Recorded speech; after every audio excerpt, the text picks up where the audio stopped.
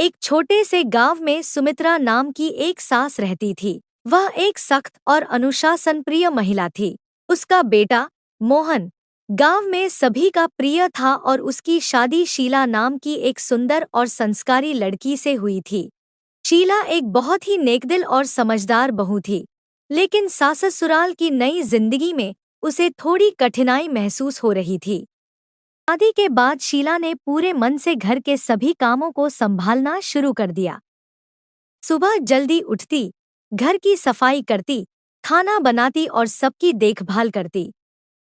लेकिन सुमित्रा को हमेशा लगता था कि शीला उसके तरीके से काम नहीं करती और वह अक्सर छोटी छोटी बातों पर शीला को टोक देती थी। एक दिन शीला ने अपने दिल की बात मोहन से कही, मुझे लगता है कि माँ मुझसे नाराज रहती है। मैं जितनी भी कोशिश करती हूँ, वे कभी खुश नहीं होती। मोहन ने शीला को समझाया, माँ का दिल जीतने में थोड़ा समय लगेगा। तुम अपना काम अच्छे से करती रहो, माँ का प्यार भी तुम्हें मिलेगा। शीला ने मोहन की बात मानी और सास के साथ अच्छा व्यवहार करती रही।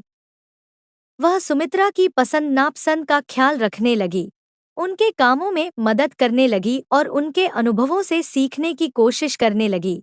धीरे धीरे सुमित्रा ने महसूस किया कि शीला न केवल एक अच्छी पत्नी है, बल्कि एक समझदार और जिम्मेदार बहू भी है। एक दिन जब सुमित्रा बीमार पड़ी, तो शीला ने दिनरात उनकी सेवा की, समय पर दवाई दी और उनका पूरा ख्याल रखा। सुमित्रा के दिल में शीला के लिए प्यार और सम्मान बढ़ने लगा।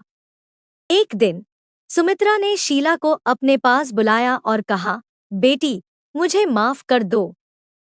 मैंने तुम्हें ठीक से समझा नहीं और हमेशा तुम्हें गलत समझती रही। लेकिन अब मुझे एहसास हुआ कि तुम इस घर की असली रौनक हो। शीला की आंखों में आंसू आ गए, लेकिन वह खुशी के आंसू थे। उसने सुमित्रा के पैर छुए और कहा, माँ, आप जो भी करती हैं, मेरे भले के लिए ही करती हैं। मैं आपकी बहू होने पर गर्व महसूस करती हूँ। उस दिन के बाद सुमित्रा और शीला के बीच एक नई शुरुआत हुई। वे एक दूसरे का आदर करने लगी और घर में खुशहाली लौट आई। दोनों के बीच का प्यार और समझदारी ने पूरे घर को खुशहाल बना दिया और गांव में उनकी मिसाल दी जाने लगी।